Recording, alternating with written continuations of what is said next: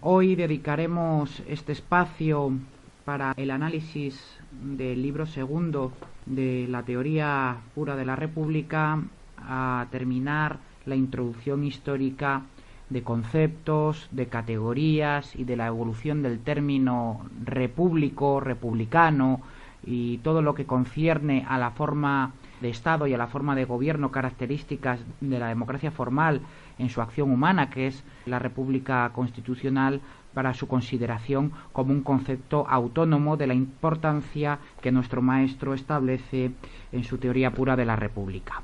Sigamos pues analizando un paso definitivo como es el de Marsilio de Padua, antecedente histórico y primera vez que se llega a considerar el problema o la necesidad de la representación como acción política para la consecución de la libertad colectiva. Dice don Antonio: más que por su idea profana del poder, Marsilio de Padua ocupa el más alto rango en la ideación del mundo moderno, por haber añadido al republicanismo el descubrimiento de la representación política. Vemos pues cómo supone un hito cualitativo en la definición positiva de la República para pasar a ser de una negación primero de la cosa pública pura y simplemente para aparecer un elemento definitorio por primera vez que hay que retomar para la definición positiva del concepto de república, el de representación. No hay democracia formal sin representación ni separación de poderes. En consecuencia, la acción humana destinada a precisamente alcanzar la democracia es la república constitucional. Sigue la teoría pura de la república en este punto tras esta cita de Marsilio de Padua diciendo lo siguiente: se incorporó, refiriéndose naturalmente al concepto de la representación, a la cultura occidental con la idea espiritual de la persona en el derecho germano cristiano. Esas fuentes moralistas de la República fueron el abrevadero donde bebieron los revolucionarios franceses cuando, guillotinado Luis XVI, tuvieron que improvisar una gobernación republicana. Una forma de poder sin referencia estatal que colocó a la nación donde antes estaba la cabeza del rey. El patriotismo fue motor de aquel espíritu republicano. Aquí ya apunta también don Antonio una diferencia esencial entre lo que pertenece al ámbito del Estado y al ámbito de la nación.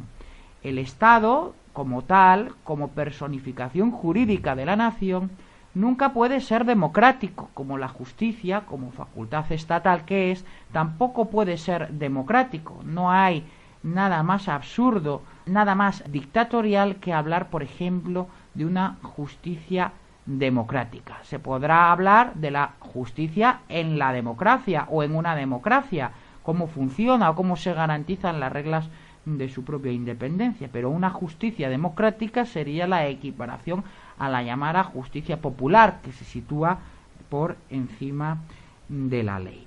En la nación sí que cabe la representación y es elemento esencial de ese factor republicano como forma, como acción humana, insisto, para alcanzar la democracia. En el Estado ejercerá la representación del Estado como personalidad jurídica que es de la nación, pero en sí mismo no puede hablarse en puridad de un Estado democrático.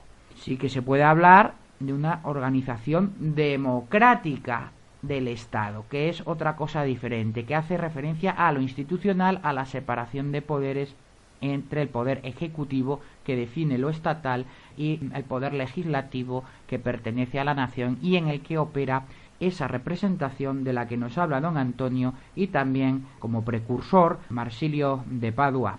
Dice don Antonio: era previsible que la forma virtuosa fracasara en sociedades divididas en categorías o clases sociales.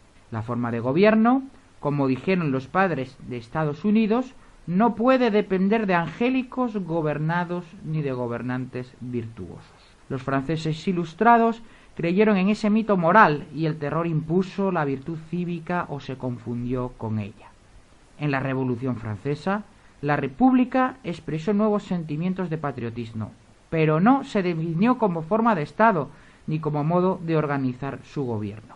Dictadura comunal, dictadura jacobina, directorio, consulado, imperio, fueron formas igualmente republicanas. Desde el punto de vista, hay que matizar, efectivamente, y se está refiriendo a ello Trevijano, a esa concepción republicana, aún no perfeccionada como acción humana para alcanzar una democracia formal con su representación legislativa y su separación de poderes. Dice en su discurso a la Asamblea de 20 de julio del 95, Sieyes sustituyó la República por la red total. La indefinición positiva de la República permitió a los dictadores Stalin y Hitler reputarse tan republicanos como Jefferson o Lincoln.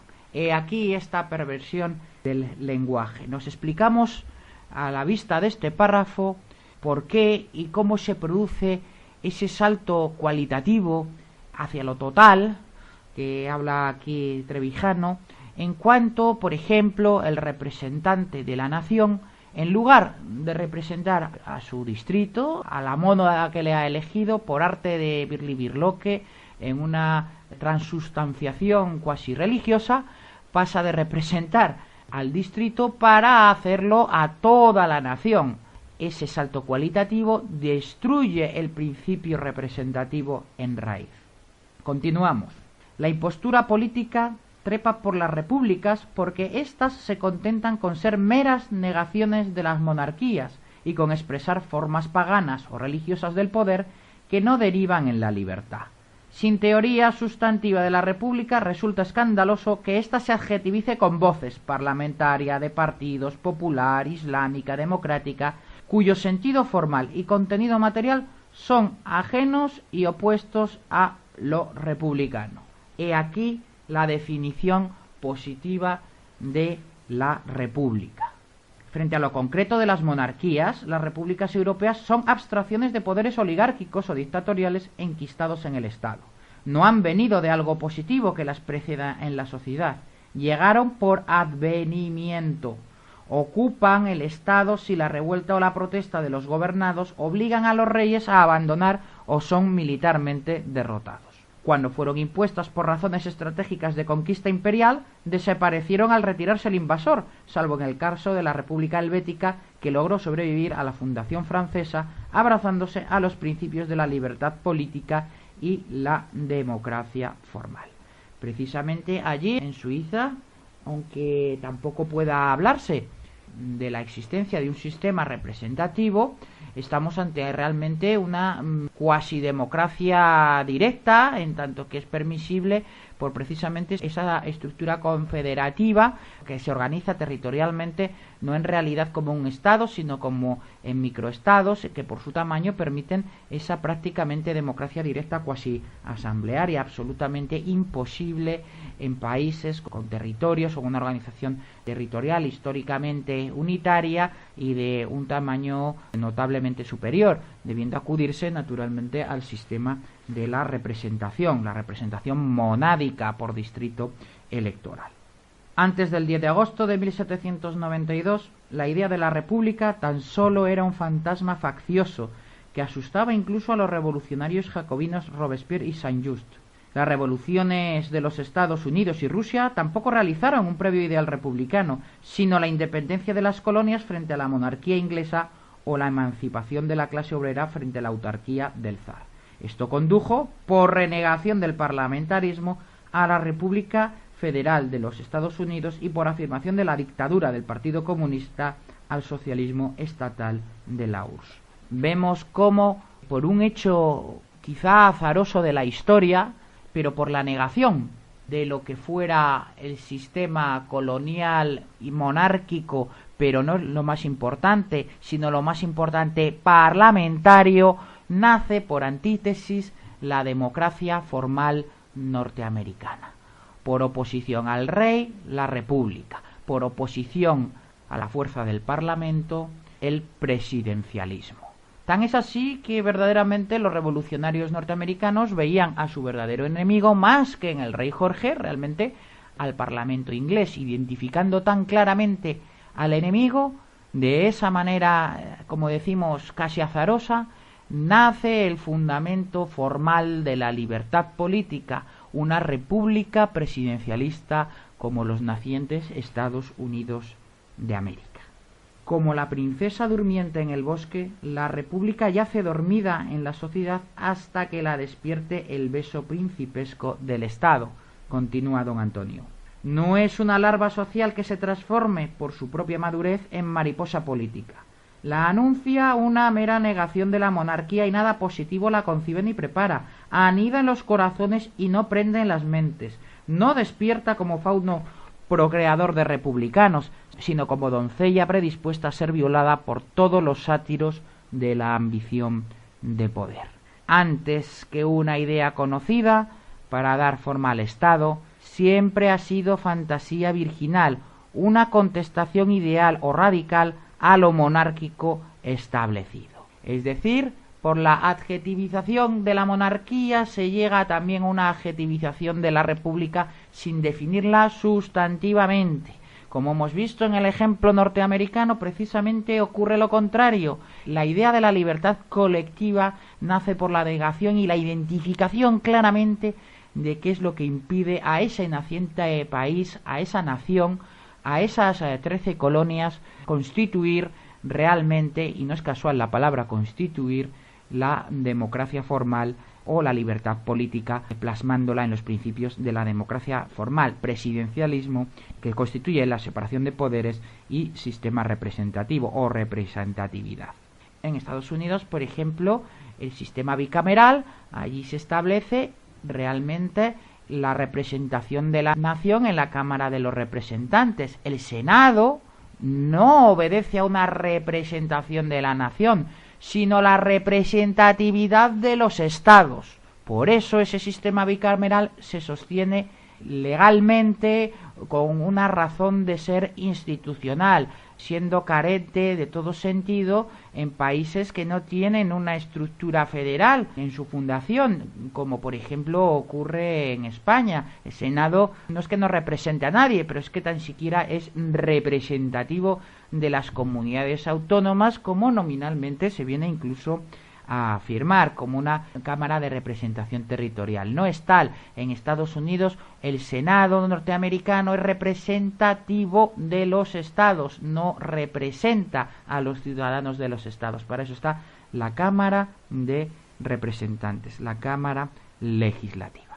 Pues bien, continuando con la lectura del factor republicano, continuamos diciendo: todo ideal anterior a la idea que presupone puede tener virtualidad moral, pero al carecer de forma se priva de virtualidad política. Sin haberse construido como alternativa teórica y práctica a la monarquía, la república adviene de improviso, en tanto que remedio improvisado a las crisis monárquicas. Se realiza en la forma del Estado sin estar realizada en el espíritu ni en el cuerpo social. Llega como simiente y no como fruto republicano. La virtualidad de la idea abstracta de la república explica sus repetidos fracasos concretos y sus continuos renacimientos idealistas. La incapacidad de la idea republicana para presentarse como alternativa estatal antes de estar realizada privó al espíritu repúblico, he aquí la correcta definición, que no es casual, por parte de don Antonio. Hemos visto cómo estaba hablando de lo republicano y ahora ya emplea el término repúblico, de la potencia necesaria para configurar al Estado con una concepción positiva, repúblico, insisto, equivalente a definición positiva e inequívoca de la república. Una nación inherente a la forma de Estado, que no se puede identificar teóricamente, aunque se confunda en la práctica con la democracia política, que sólo atañe a la forma de gobierno. Equivalencia, pues, que sacamos de conclusión: democracia política es la forma de gobierno, la república es la forma de organización estatal. La acción humana, en términos praxeológicos, podríamos llegar a decir, de la acción humana para conseguir alcanzar esa libertad colectiva. Queridos amigos, no es casual que en la conferencia en el Ateneo de Madrid de don Antonio, en la última conferencia tan exitosa, antes justo de su operación, precisamente don Antonio comenzara diciendo que no vamos en busca de la libertad, sino que la libertad viene en busca nuestra. Efectivamente, ¿por qué viene en busca nuestra? Ahora podemos comprender todo el alcance de esa frase. Ahora podemos comprender cómo la realización de la forma de organización estatal de la República es la única garantía de la democracia, de la libertad colectiva. Por eso la definición negativa por exclusión de lo que sea la monarquía de la República jamás ha llegado a cuajar. Por eso esa idea latente de la libertad, intuida casi siempre, pero nunca alcanzada en la historia de España, esa princesa, esa doncella predispuesta a ser violada, esa virginal idea de la República solo se realizará o va a venir en busca nuestra como única forma posible de materializar la libertad política colectiva, porque por primera vez en la historia se formula una definición que nos pone a las claras lo que significa, lo que es representación más separación de poderes. Pues muy bien, queridos amigos, hoy precisamente, y con esto terminamos esa introducción histórica del factor republicano, para que con esas bases podamos comprender totalmente la formulación filosófica, jurídica, constitucional de este factor republicano que estamos destripando, aunque suene muy fea la palabra, pero es así, a lo largo de esta serie de nuestros fundamentos. Muy bien, queridos amigos, quedáis emplazados para seguir en esta apasionante aventura la semana que viene.